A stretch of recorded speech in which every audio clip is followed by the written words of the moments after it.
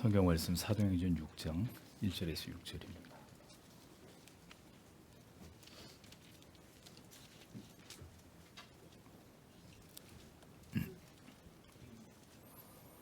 같이 읽겠습니다.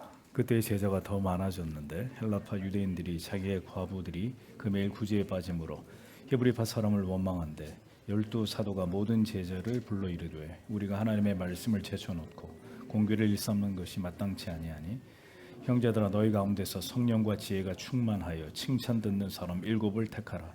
우리가 이 일을 저희에게 맡기고 우리는 기도하는 것과 말씀 전하는 것을 전무하리라 하니 온 무리가 이 말을 기뻐하여 믿음과 성령이 충만한 사람 스데반과 또 빌립과 브로고로와 니가노르와 디몬과 바메나와 유대교에 입교한 안디옥 사람 니골라를 택하여 사도들 앞에 세우니 사도들이 기도하고 그들에게 안수하니.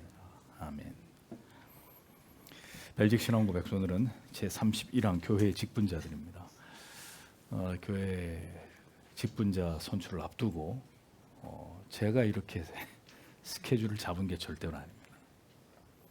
항상 그렇지만 여러분들이 꼭 이 중요한 일을 앞두고 교리적으로 반드시 아셔야 될 내용을 이렇게 미리 또 벨직 신앙고백서를 통해서 이 시점에서 이 문제를 생각해 볼 수 있는 것이 참 하나님의 은혜가 아닐 수 없습니다.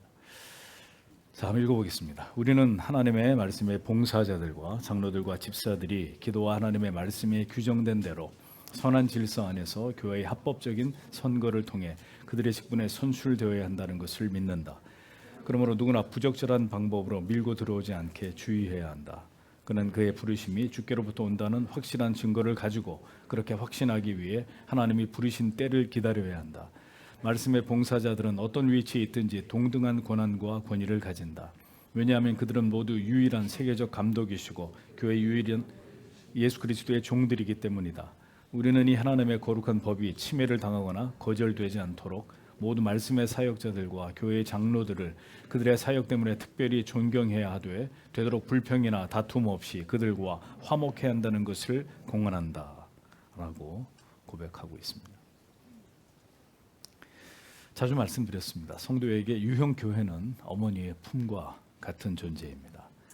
그리스도 안에서 새롭게 태어난 영혼들은 반드시 교회를 통해서 교회 안에서 양육을 받으면서 성장해 나아가야 되고 보호를 받아야 됩니다. 자기가 등록한 자기가 소속된 그 교회를 통해서 양육을 받고 성장해 나가야 된다.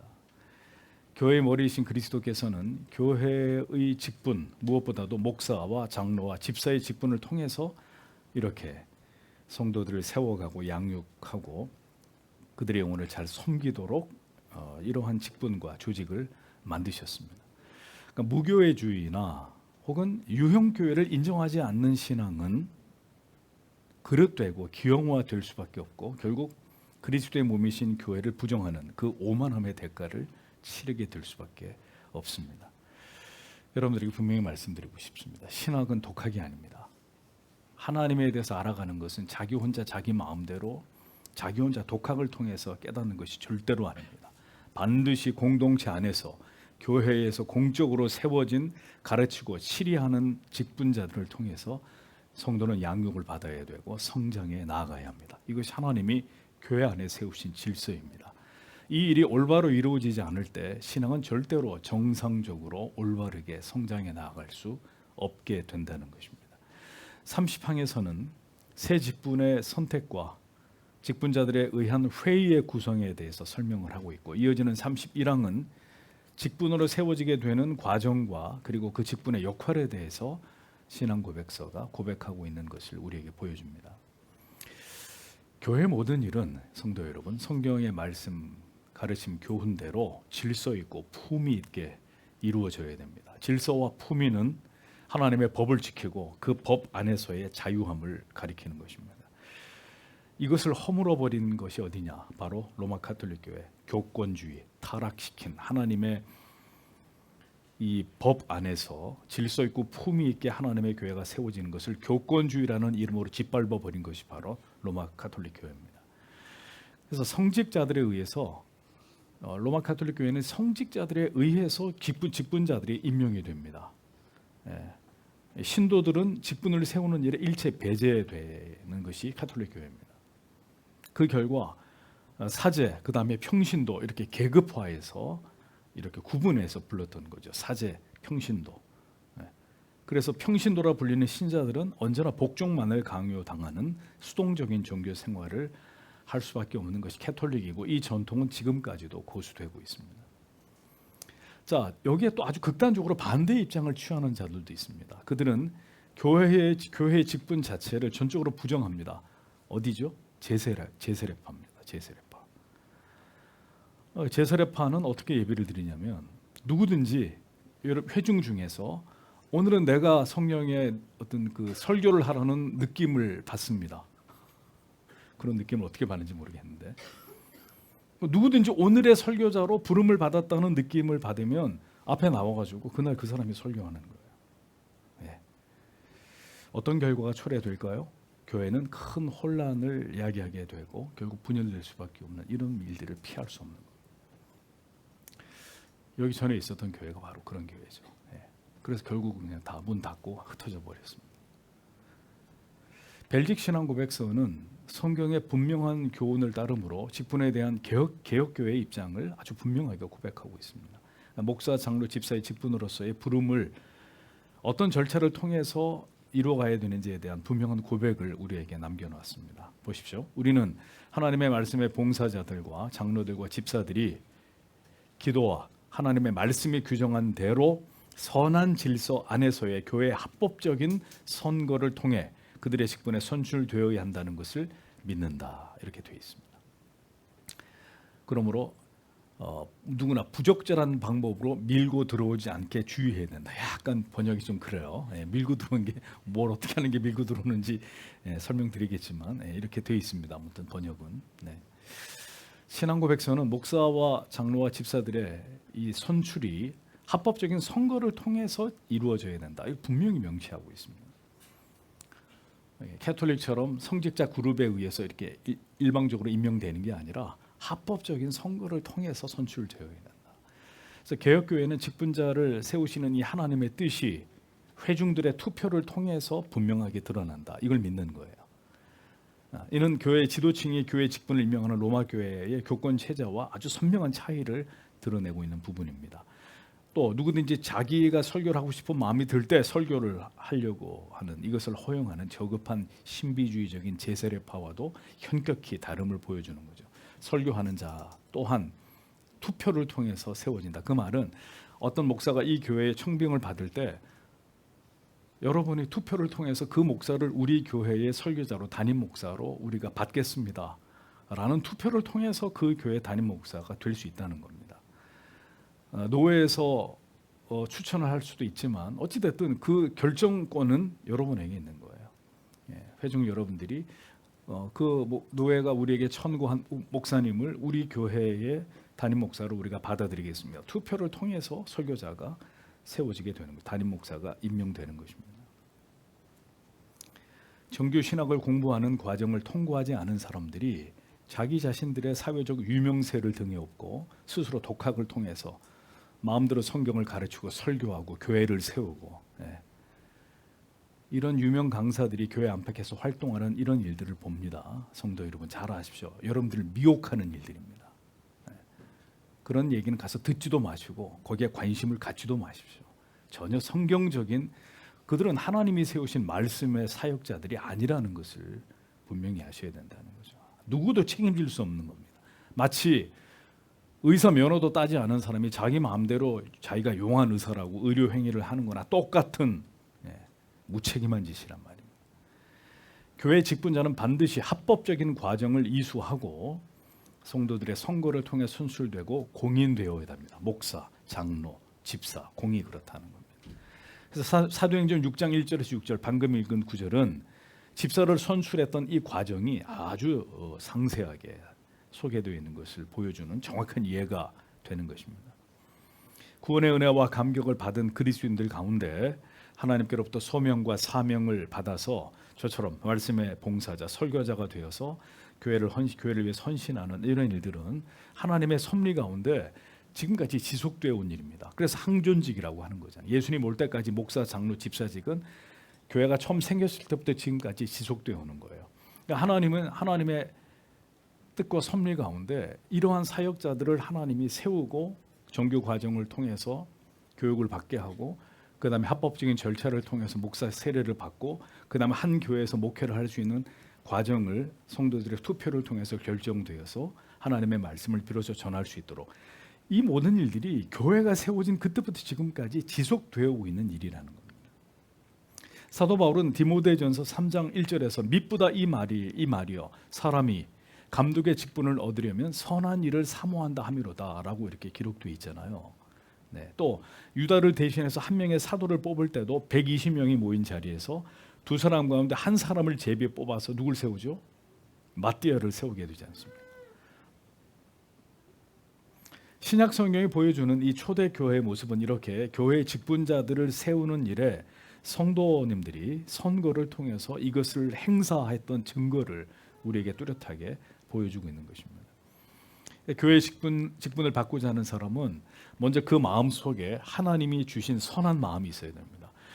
그러니까 정말 나같이 자격 없는 사람임에도 불구하고 하나님이 강권적으로 내 마음 가운데 역사해서 내가 주의 일에 내 인생을 바쳐야 되겠구나, 이런 소명의식, 그리고 내 사명은 예수 복음 전하다가 죽는 거구나, 이 소명의식과 사명감을 통해서 하나님이 그에게 주신 이 선한 마음, 어떤 세상의 다른 것들을 탐하지 않고 오직 이 진리를 위해 살다가 난 죽겠다, 영혼들에게 하나님의 말씀 전하는 일을 감당하다가 난 하나님 앞에 간다, 거지가 되든 쫓겨나든 목배임을 당하든 나는 이 일을 위해서 하나님 앞에 충성할 것이다, 선한 마음을 하나님이 그에게 주셔야 된다는 거죠. 지난주에 목사 아카데미에서도 젊은 목사님들에게 그런 얘기를 했습니다. 앞으로 당신들하고 나는 이 시대에 목회하다 죽을 각오를 하는 거다. 그 각오가 돼 있으면 같이 가는 거고, 아니면 아예 처음부터 갈 생각을 하지 마라. 열심을 다해서 복음을 전하고 교회와 성도님들의 영혼을 섬기고자 하는 마음이 반드시 그에게 있어야 됩니다. 자, 그래야 어떤 어려움도 이겨낼 수 있고 인내할 수 있고 자기를 낮추어서 그 사명을 감당할 수 있겠죠. 이러한 내적인 부르심이 먼저 반드시 직분자들에게 필요합니다. 자, 그런데 이 내적인 부르심은 반드시 외적으로 드러나서 성도들에게 덕을 세우고 진리의 말씀과 교회를 향한 열심으로 나타나야 됩니다. 이 일에 필요한 자격과 과정을 그가 모두 거쳐서 그 일에 준비되어야 될 모든 자질들을 갖추었다는 것을 공적으로 인정을 받아야 되고, 그 다음에 회중을 통해서 객관적으로 확증이 되어야 합니다. 이것을 내적 부르심과 외적 부르심이라고 얘기하는 거죠. 이 확증이 선거를 통해서 나타날 때 외적 부르심이라고 얘기하는 것입니다. 그러니까 성경은 이렇게 직분자들은 내적인 부르심, 하나님께서 선한 소망을 주어서 내가 이 일을 부족하지만 하나님 앞에 감당하겠습니다 하는 내적인 부르심과, 그 다음에 오랫동안 그분을 지켜보아온 성도님들의, 회중들의 외적인 부르심을 통해서 저분이 저 일에 적합한 분입니다, 선거를 통해서 이것이 확증되므로 직분자가 세워지게 되는 이 원리를 성경은 우리에게 분명하게 보여주고 있다는 것입니다. 그래서 직분자들을 세울 때 가장 중요한 것은 오늘 여기서도 이야기하지만 당사자들뿐만 아니라 교회의 기도입니다. 기도와 하나님의 말씀의 규정대로 선한 질서 안에서 합법적인 선거를 통해 선출되어야 된다. 고백서가 분명히 얘기하잖아요. 사도행전 14장 23절은 각 교회에서 장로들을 택하여, 사도행전 14장 23절 각 교회에서 장로들을 택하여, 그 다음에 뭐라고 돼 있죠? 금식 기도하며 저희를 그 믿음 바 주께 부탁하고. 초대교회를 보십시오. 각 교회에서 장로들을 세울 때 뭘 했느냐? 교회가 모두 금식 기도를 했습니다. 그리고 주께 부탁을 했다. 직분자만 중요한 게 아니라 말씀과 성령으로 거듭난 성도들이 성령의 인도하심 속에서 기도하면서 직분자를 세워야 되는 일 또한 매우 교회 안에서 중요한 일이 아닐 수 없다는 것입니다. 16세기에 신앙의 박해 때문에 네덜란드에서 영국으로 피난을 갔던 그리스도인들로 이루어진 개혁 교회의 전통은 지금도 그렇습니다. 직분자를 선출하기 전에 하루 동안 금식을 합니다. 그렇게 하루 동안 전 교인이 금식기도 하고 난 다음에 직분자들의 자격과 의무에 관한 교육을 실시하고 난 다음에 이 선거를 실시하는 이런 전통을 지금도 지켜나가고 있습니다. 모든 교회가 저지르는 가장 큰 잘못이 뭐냐? 왜 이 바른 교회의 개념이 무너지느냐? 그릇된 설교자를 목사로 세우는 일과 그다음 거듭나지 않은 자를 교회의 장로와 집사로 세우는 바로 이 문제 때문에 오늘날 교회가 무너지는 것입니다. 그릇된 설교자를 목사로 세우고 자질이 되지 않는 하나님 앞에 부르심을 받지 않은 직업이라고 생각하는 목사 일 자체를 직업이라고 생각하는 이런 사람 싹군들이 목사가 되고 거듭나지 않은 사람들이 교회 안에 직분자가 되는 이것이 오늘날 하나님의 교회를 망친 지름길이 된 것입니다. 직분을 세워서 신자를 일꾼을 만들고 교회를 세우는 것이 아니라 우린 자꾸 이렇게 거꾸로 이게 인간적인 생각이에요. 그러니까 사람이 좀 자격이 없어도 직분을 주면 사람이 된다, 일꾼이 된다. 직분을 세워서 신자를 일꾼을 만들고 교회를 세운다. 이게 이제 인간적인 생각이고 중요한 것은 먼저 회심한 참된 신자를 만들고 진리와 교리 위에 교회를 세우고 난 이후에 직분자를 세운 이 하나님의 원리입니다. 오늘날 교회 선거는 타락하고 부패했습니다. 자격이 되지 않는 자들이 목사가 되고 총회나 노회를 이끌어가는 일꾼들이 됩니다. 제가 말씀드렸잖아요. 교단의 임원을 뽑는 선거에 금권 선거가 이루어졌다고요. 그런데 그 결과가 뭡니까? 그런 일이 벌어진 겁니다. 숨길 수가 없어요. 하나님이 다 들춰내버립니다. 또 역시 무자격의 장로와 집사들이 교회들마다 세워집니다. 왜요? 돈이 많다는 이유로, 사회적으로 저명한 인사라는 이유로, 헌금을 많이 한다는 이유로. 이는 그리스도의 교회의 거룩과 순결성을 무너뜨리고 결국 교회가 분열되게 하는 단초가 되는 지극히 어리석은 일들이 되는 것입니다. 교회는 합법적인 선거 과정을 통해서 질서 있게 직분자들을 택하고 세워야 합니다. 이 일에 절대로 불법적인 일들이 일어나서 직분자들이 세움을 받는 이런 일들을 철저하게 배제해야 된다. 가장 큰 문제가 뭐겠습니까? 결격자를 세우는 거예요. 그가 목사든 장로든 집사든 성경이 말씀하는 기준에 합당치 않음에도 불구하고 어떤 그릇된 인간적인 목적과 이유로 하나님과 교회와 성도를 기만해서 정치적으로 직분을 세우는 거죠. 정치적으로. 교회를 지금 새롭게 예배당을 지어야 되는데 당회에서 결의를 합니다. 아무개를 이번에 새로 신임 장로를 세우고 안수 집사로 세우고 그럼 이분들이 도합해서 헌금을 이만큼 낼 거고 그러면 건축하는데 이게 얼마나 도움이 되고 이렇게 가면 끝난 거라 이겁니다. 꼭 그래서 예배당 건축 앞두고 대형교회가 뭐 하죠? 직분자들 세우잖아요. 수십 명 세우잖아요. 표를 얻기 위해서 돈 봉투를 돌리고 표를 달라고 성도들에게 전화를 합니다. 이번에 저 찍어주십시오. 아무개 성도님. 이런 추악한 일들이 오늘날 교회 안에서 버젓이 일어나고 있습니다. 성경을 일독도 하지 않은 사람이 장로가 되고 집사가 되는 기상천외한 일들이 일어난단 말이죠. 또 장로, 안수 집사, 권사 등의 직분을 받기 위해서 거액의 헌금을 교회가 요구합니다. 장로는 큰 거 한 장, 안수 집사는 그 다음 거 뭐 이런 식으로 해서 교회가 헌금을 직분을 받는 자들 매직을 하는 거죠. 썩어 빠진 일들이 일어난단 말입니다. 또 직분에서 탈락되면 선거에서 표가 나오지 않아서 탈락되게 되면 시험에 들어서 교회를 떠나는 이런 우지 못할 일들이 오늘날 교회 안에서 이런 흔히 일어나는 일들이라는 거예요. 그러니까 부적절한 방법으로 직분자가 되는 이 모든 일들은 하나님의 이름을 더럽히고 거룩한 성직을 자신의 명예로 여기는 그런 천박한 인간적인 이해에서부터 비롯되는 일들입니다. 그러니 이런 일이 일어나지 않도록 철저하게 성경과 신앙 고백서와 교리를 통해서 먼저는 여러분들이 잘 교육을 그래서 지금 우리 남성도의 집사님들이 긴 시간 동안 신앙 고백서 공부하신 거 아니에요? 철저히 먼저 공부를 해야 되는 겁니다.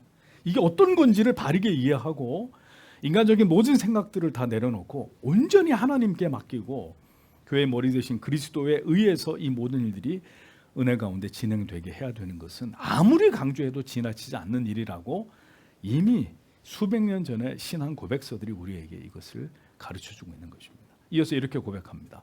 그는 그의 부르심이 주께로부터 온다는 확실한 증거를 가지고 그렇게 확신하기 위해 하나님이 부르신 때를 기다려야 한다라고 되어 있습니다. 우리의 모든 부르심이 우리를 하나님의 자녀로 부르시든 직분자로 부르시든 목사로 부르시든 모든 부르심이 주님께로부터 임한다는 것을 우리가 믿는다면 우리는 하나님께서 우리를 직분으로 부르시는 때를 기다려야 됩니다. 예. 빨리 제가 전에 교회 있을 때 이야기잖아요. 빨리 장로 투표하라고. 장로 되시고 싶어하는 분들이 매일 저한테 전화 오고 찾아오고 왜 빨리 투표 안 하냐고. 예? 아주 들들 볶았습니다, 저를. 그래서 제가 지금 투표하면 다 떨어지십니다. 내가 장담한다고. 다 떨어지신다고. 때를 기다리시라고 충분히 말씀으로 다져지시고 준비되고 난 다음에 그 다음에 자, 때가 됐습니다. 할 때 하면 제가 책임지겠다고. 아무도 제 말을 듣는 분이 없었습니다. 신앙 고백서는 그의 부르심이 주께로부터 온다는 확실한 증거를 가지고 그렇게 확신하기 위해 부르신 때를 기다려야 된다. 선교에서 직분자가 되지 못하는 일이 일어날지라도 겸손하게 하나님이 아직 나를 부르시는 때가 아니구나. 제가 28살에 신학 모든 과정을 마치고 졸업을 했는데 교단법이 30살이 돼야 목사가 된다는 거예요. 그래서 제가 최연소로 그 목사가 됐기 때문에 지금은 그런 법이 없습니다. 지금은 뭐 총각도 목사 되고 다 뭐 24살도 다 되는데 그땐 교단법이 그랬습니다. 그래서 2년 동안 저는 동기들은 다 목사가 됐는데 저는 그냥 그때까지 강도사였습니다. 그게 뭔 상관이 있어요, 그게. 2년 더 기다려라 하면 기다리면 되는 거지. 하나님의 때를 기다리는, 내가 2년 동안 더 준비돼야 되는구나. 그게 교단 법이면 그렇게 하겠습니다. 하고 동기들은 다 목사가 되는데 저는 2년 뒤에 목사 안수를 받았습니다. 직분자가 되지 못하는 일이 일어날 수 있습니다. 그러면 하나님이 아직은 나를 부르시는 때가 아니구나. 한 발 물러서서 하나님이 부르심이 있을 때까지 기다리는 이 성숙한 신앙의 인격은 우리를 더 충성스러운 하나님의 종으로 직분자로 세우기 위해서 우리에게 반드시 필요한 훈련이 될 수도 있다는 사실을 아셔야 된다는 거죠. 그러니까 우리의 마음에 나를 직분으로 부르셨다는 내적인 부르심에 대한 확신이 있다 하더라도 회중들의 천거와 투표의 외적 부르심에 대한 확증을 반드시 받는 것은 성경이 우리에게 정한 우리가 반드시 지켜야 될 원리라는 거죠. 내적인 부르심에 대한 확신은 외적인 부르심을 통해서 확증되는 것이 성경과 교리가 우리에게 말씀하고 있는 분명한 원리다. 하나님께서는 그래서 회중들을 통해서 직분자의 모든 면을 살피게 하십니다. 이게 참 무서운 거죠. 그리고 그들의 마음을 움직이십니다. 이 부분에서 내가 생각하는 나의 믿음과 교회와 성도들이 생각하는 나의 믿음의 분량이 각각 다르게 나타날 수도 있다는 것이죠. 자, 그러면 겸손함으로 우리 자신을 돌아보면서 하나님의 때를 기다리는 것이 필요한 것이다. 그것이 진정한 성도의 모습이고 하나님이 기뻐하시는 직분자의 자세가 되는 것입니다. 이어서 신앙 고백서가 또 다음과 같이 고백합니다. 말씀의 봉사자들은 어떤 위치에 있든지 동등한 권한과 권위를 가진다. 왜냐하면 그들은 모두 유일한 세계적 감독이시고 교회의 유일한 머리 되신 예수 그리스도의 종들이기 때문이다 라고 기록이 되어 있습니다. 자, 보십시오. 교회 직분에는 성도 여러분 높낮이가 없습니다. 이 한국 교회만 유독 이 굉장히 잘못된 이 교회 직분의 이 질서가 뿌리 내려짐으로 인해서 굉장히 이게 지금 기형화되어 있는데 무엇보다 목사직에 있어서 그렇습니다. 그러니까 목사들 사이에서도 장로님들 사이에서 집사님들 사이에서도 서열이 존재하지 않아요. 교회는 이게 수직적인 조직의 개념이 아니란 말입니다. 참으로 어리석은 것은 참 제가 목사로서 이런 얘기를 여러분들에게 드리는 게 참 부끄러운데 목회자들이 모인 자리에서 선후배 따지면서 말이죠. 이게 권위주의적으로 상하 수직 관계로 이해해가지고 무슨 여기가 해병대입니까? 선배 목사가 후배 목사를 이렇게 종부리듯이 하고 참, 좀 심한 말이 나오려 그러는데 참습니다. 또 이제 이런 표현들이 있죠. 담임 목사, 그 다음에 부목사, 부목사. 관계를 이렇게 보기 때문에 그 교회의 담임 목사가 왕이고 그 담임 목사 밑에 쫄따구 부목사들이 있고 그 밑에 전도사는 더 쫄따구들이고 그 밑에 저 목사 후보생들은 아예 뭐 그냥 따까리들이고 이런 개념이 아닌데도 이런 정서가 아주 뿌리 깊이 교회 안에 뿌리 내려 있단 말이죠. 제가 분명히 오늘 여러분들에게 말씀드리죠. 부목사라는 단어 자체가 비성경적인 것입니다. 부목사라는 말 자체가 없어요. 다분히 한국적인 말입니다. 부목사. 목사는 다 똑같은 목사입니다. 그러니까 성직에 대한 이해의 수준이 한국 교회가 이러니 교회가 엉망이 되죠. 그러니까 자기 밑에 교육자들한테 쌍욕을 하는 일들이 일어나는 거죠. 뭘로 알길래 이렇게 교리에 대해서 무지하기 때문에 이런 웃지 못할 일들이 일어나는 거란 말입니다. 나이가 많던 적던 다 노예를 통해서 목사 안수를 받았으면 다 동등한 목사들입니다. 저는 나이가 적든 많든 간에 목사님들에게 다 존댓말 씁니다. 심지어 목사 후보생들까지 저는 그들에게 존댓말을 씁니다. 당연한 겁니다. 당연한 거. 선후배라는 말은 이 세상의 조직에서나 존재하는 말입니다. 참 무지한 목사님들 너무 많습니다. 선배 뭐 기수가 어떻고 뭐 군기 잡고 말입니다. 정말 무식합니다. 목사는 모두 동등한 권위와 권한을 갖습니다. 담임 목사는 설교 30분 이상 해도 되고 부목사는 20분, 만약 20분 넘으면 내려와서 조인트 까이고 이게 오늘의 현실. 네가 담임 목사야 임마? 왜 설교 길게 해? 이 수석 부목사가 불러다가 실제로 일어나는 일들이 제가 지어낸 얘기가 아니고요. 여러분. 한국 교회는 아직도 갈 길이 먼데 주님이 오실 날은 머지 않았습니다. 참 기가 막힙니다. 한국 교회가 어떻게 이걸 개혁을 해야 될지. 목사의 직분은 그 자체로 유일한 감독이고 목사들은 유일하신 교회의 머리 대신 그리스도의 종들입니다. 교회 안에 무슨 계급이 존재합니까? 계급이. 목사들 사이에는 말할 것도 없고 집사 장로의 직분에서도 뭐 선임 장로님, 장로 안수 제일 오래 받은 순서대로 이제 왕고가 되는 왕고.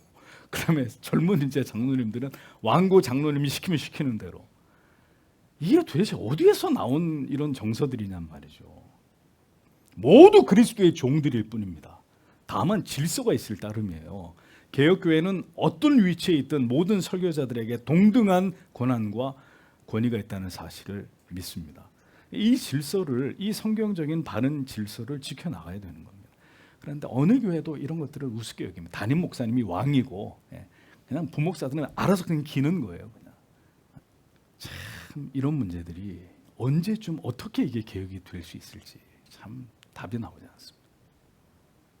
마지막으로 고백서는 이렇게 얘기합니다. 우리는 이 하나님의 거룩한 법이 침해를 당하거나 거절되지 않도록 모두 말씀의 사역자들과 교회의 장로들을 그들의 사역 때문에 특별히 존경해야 하며 되도록 불평이나 다툼 없이 그들과 화목해야 한다는 것을 공언한다. 이렇게 되어 있습니다. 고백서는 마지막으로 직분자들에 의해 가르침을 얻는 신자들에게 직분자들에 대해 어떤 태도를 가져야 되는지를 설명하고 있습니다. 하나님의 백성들은 교회 안에 존재하는 이 항전직, 목사, 장로, 집사의 직분을 절대로 가볍게 여겨서는 안 됩니다. 이것은 세상의 어떤 직분보다 귀한 것입니다. 왜? 그 기원이 신적인 것이고 하나님이 그 직분을 그분들에게 주신 것이기 때문입니다.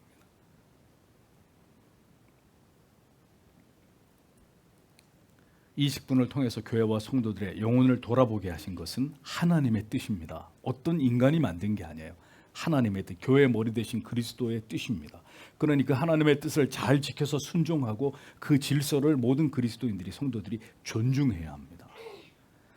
목사의 책망과 장로의 훈계를 듣기 싫어서 자존심이 상한다는 이유로 훌쩍 다른 교회로 떠나버리는 것은 이 하나님이 세우신 질서를, 권위를 도전하고 무너뜨리는 죄가 되는 것입니다. 여러분, 교회가 그렇게 우습습니까? 무슨 다니던 집 앞에 편의점 옮기듯이 그냥 기분 나쁘면 그냥 또 옮기고 또 옮기고 또 옮기는, 무슨 그런 신앙생활이 있습니까? 그 사람이 그 교회에 속한 성도가 아니라는 걸 증명하는 거예요. 직분자들은 하나님의 말씀에 따라 진리를 보존하고 교회와 성도의 영혼을 지켜야 될 숭고한 사명과 책임이 있습니다. 바로 이와 같은 이유로 인해서 성도는 목회자와 장로를 존경하고 불평이나 다툼을 야기하지 않고 그리스도의 사랑 안에서 화목한 관계를 유지하기 위해서 노력하라고 고백서가 공언하고 있습니다. 매일 따지고 시비 걸고 비판하고, 여기가 세상이냐고요, 그렇게 하게. 목사와 장로는 교회와 성도들의 영혼을 진리 안에서 바로 세우기 위해서 노력하는 존재들입니다. 바로 이 일을 위해서 하고 싶지 않은 일들을 감당하는 사람들입니다. 누군가는 해야 될 일을 다 하고 싶지 않아 하는데 이 일을 해야 되는 사람이 목사하고 장로입니다. 누가 좋은 말만 하고 싶지 나쁜 얘기, 교훈하고 책망하고 훈계하고 그리고 치리하는 누가 하고 싶은 일입니까? 아무도 하고 싶지 않은 일이에요. 하지만 하나님의 법이고 하나님의 교회를 바로 세우고 성도들의 영혼을 지켜야 되기 때문에 이 일을 나서서 해야 되는 사람들이 이분들입니다. 그 모든 일들은 하나님의 뜻에 순종하는 것이고 성도 개개인의 영혼과 주님의 교회를 위한 일입니다. 따라서 권징과 치리를 받게 되는 일이 일어나더라도 거듭난 그리스도인들이라면 그 권위를, 그분들을 존경하고 기꺼이 거기에 순종하고 복종하면서 하나님의 법을 쫓아야 되는 것입니다. 그런 일을 당하면 안 되도록 당하지 않는 게 좋지만 우리가 인간이기 때문에 죄를 저지른단 말이에요. 그게 또 공적으로 드러나 버렸습니다. 그러면 가장 은혜스러운 모습은 그 당회의 그 목사와 장로의 치리를 온전히 그것을 받아들이고 정말 하나님 앞에서 회개하는 모습으로 그분이 하나님 앞에 새로워지는 것을 보이는 것입니다. 얼마나 아름다운 모습이에요. 얼마나. 누가 그 교회에서 치리 받는 분을 욕할 자격이 있습니까? 어느 누가 손가락질 할 수 있습니까? 다 죄인인데. 그런데 그런 모습을 보일 때 온 교회 성도들이 감동을 받는 거예요. 아, 저게 믿음이로구나. 같이 눈물을 흘리면서 회개하는 거예요. 그게 교회입니다. 교회는 그래야 된다는 거죠. 세상 같으면 때려치고 나가고 문 걷어차고 나가버리면 그만이지만 여기는 그럴 수 있는 곳이 아니란 말이죠. 하나님이 통치하시는 교회 아닙니까? 이 법을 이탈하는 자는 구원받을 수 있는 하나님의 자녀가 될, 오죽하면 이 땅에서 매이면 하늘에서도 매인다고 말씀하셨겠어요. 이 땅에서 이걸 풀지 않고 하늘에서 어떻게 해요? 권징과 치리와 책망과 훈계를 받았다는 이유로 교회를 떠나는 분들, 뭐 좀 꾸준함과 책망을 들었다고 해서 시험 들어서 교회를 나간다. 이 땅에서 매어버린 사람들입니다. 그들은 하늘에서도 매인단 말이에요. 데살로니가전서 5장 12절에서 13절, 형제들아 우리가 너희에게 구하노니 너희 가운데서 수고하고 주 안에서 너희를 다스리며 구원하는 자들을 너희가 알고 저의 역사로 말미암아 사랑 안에서 가장 귀히 여기며 너희끼리 화목하라 라고 말씀했습니다. 히브리서 13장 17절은 너희를 인도하는 자들에게 순종하고 복종하라. 저희는 너희 영혼을 위하여 경성하기를 자기가 회개할 자인 것 같이 하느니라. 저희로 하여금 즐거움으로 이것을 하게 하고 근심으로 하게 말라. 그렇지 않으면 너희에게 유익이 없느니라 라고 말씀했습니다. 바울은 빌립보 교회에서 에바브로디도를 보내려는 뜻을 밝히면서 빌립보서 2장 29절에서 이러므로 너희가 주 안에서 모든 기쁨으로 저를 영접하고 또 이와 같은 자들을 존귀히 여기라 라고 말했습니다. 바울은 디모데에게 잘 다스리는 장로들을 배나 존경할 자로 알되 말씀과 가르침에 수고하는 이들을 더할 것이니라 라고 말했습니다. 자, 직분자들에 대한 사도적 권고와 명령은 이러한 직분자들에 대한 성도의 순종과 존경이 쉬운 일이, 항상 쉬운 일이 아니기 때문에 특별히 권고하고 있었던 거예요. 이것이 그냥 자연스럽고 쉬운 일 같으면 이렇게 여러 곳에서 말씀을 전하는 자, 목사나 장로들에 대해서 순종하고 이들을 존중하라는 이런 말씀을 여러 곳에서 할 필요가 없어요. 우리가 다 죄인이기 때문에 때때로 거기에 대해서 반항하고 불복하고 도전하고 싶은 우리 안에 죄성이 있기 때문에 안 된다. 그건 안 된다. 그럼에도 불구하고 순종하고 존경하고 따라서 교회를 통해 이루고자 하시는 하나님의 뜻을, 법을 지켜야 된다. 이걸 특별히 권고하고 있었던 것입니다. 직분자들 역시 죄의 본성을 가지고 있고 그것은 마찬가지입니다. 칭찬을 하면 교만해질 수 있고 책망을 하면 마음이 상해서 시험에 드는 일들이 일어납니다. 그럼에도 불구하고 우리는 하나님께서 우리 자신을 쳐서 복종시키면서 그리스도께서 세우고자 하시는 교회의 모습을 이루어가는 일이 우리의 사명, 우리의 책임이라는 사실을 믿어야 돼. 여기서 우리 자신을 내려놔야 되는 것입니다. 우리 자신이 살아있으면 살아있을수록 그리스도의 아름다운 교회는 무너지는 것, 해체되는 것이고, 우리가 죽으면 죽을수록 그리스도의 영광스러운 교회의 아름다움은 찬란하게 빛나고 세상 사람들조차도 그 교회를 인정하는 이런 탁월한 공동체가 될 수 있는 것입니다. 오늘날 교회는 어떻습니까? 동네 사람들이 다 알아요. 저 교회 싸움 났다. 맨날 저 교회는 서로 싸움하고 욕하고 경찰들이 왔다 갔다 하고 하는 교회. 세상 사람들이 다 안단 말입니다. 끝난 겁니다. 이미 그 교회는.